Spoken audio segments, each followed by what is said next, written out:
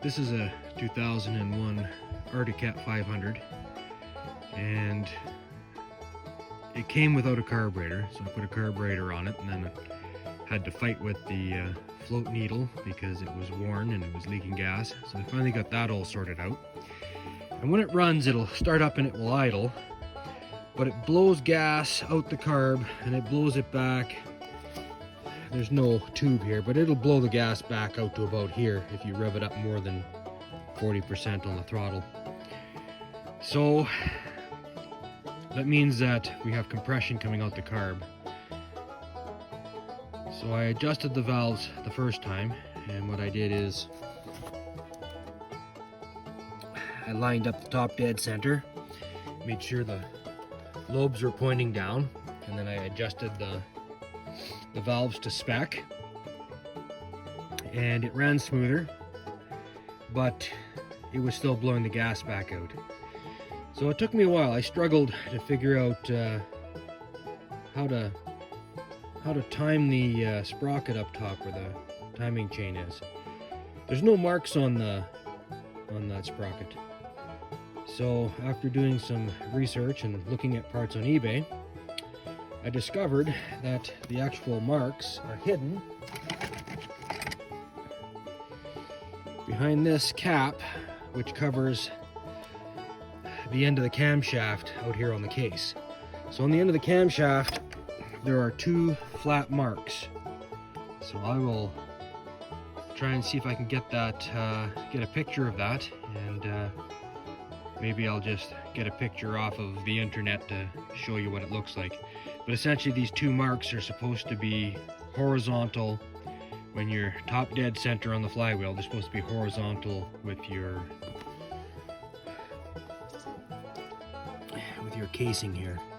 They should be perfectly flat. And so when I open it up, and it's really hard to see because that tube is there, they are not. So it looks to me like this has jumped a tooth. So I'm going to try and get a picture of that to show you what it looks like and what the position is. And then I'm going to remove the tensioner down there so that there's slack in the chain. And then I'm going to try and wiggle the chain over one tooth and get that to line up. Let's see, I've done this before on smaller Kawasaki's and even on a Yamaha Moto 4, and I should be able to do it. It'll take a bit of wiggling, but hopefully it won't be too bad. So you can see here, it is clearly jumped a tooth. That should be horizontal. Those markings there and there should be horizontal across here, and they're not. So now I begin to struggle to move the chain one tooth. So top dead center, yeah, almost, not quite. I'll have to get that a little bit better before I adjust the valves. And here you can see we've got our timing set now. So now I get to close this up and put it all back together and fire it up and see if I've solved my gas spitting problem. So I think I've got everything lined up, but until I get some tension on the chain, I can't confirm that I have everything lined up the way I want it. Now the trick is with these tensioners is when you take them off, this plunger comes all the way out.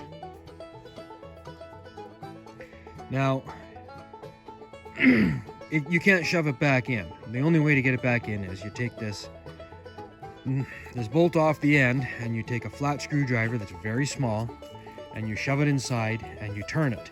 And as you turn it, this will retract. So the trick is to put this back in, is to take that bolt out, retract it, shove it into place, and get one of these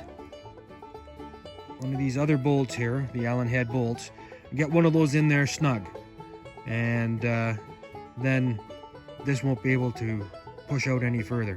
So it took me a while to figure this out. I was starting to think I was really stupid there for a second, but there is a way of doing it.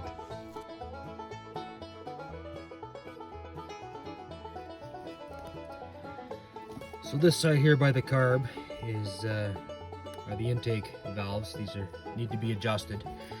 Now to do that, you turn loose this nut and you adjust this up or down by turning it, and then you lock it back in place and you put your feeler gauge in between at the bottom here, and it should fit snug.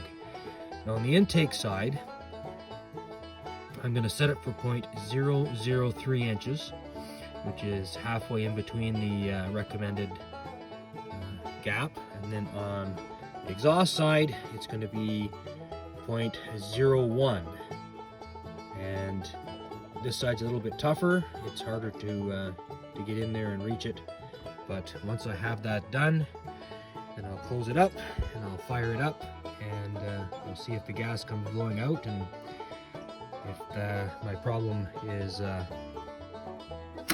solved, then I'm just gonna close everything up here and move on.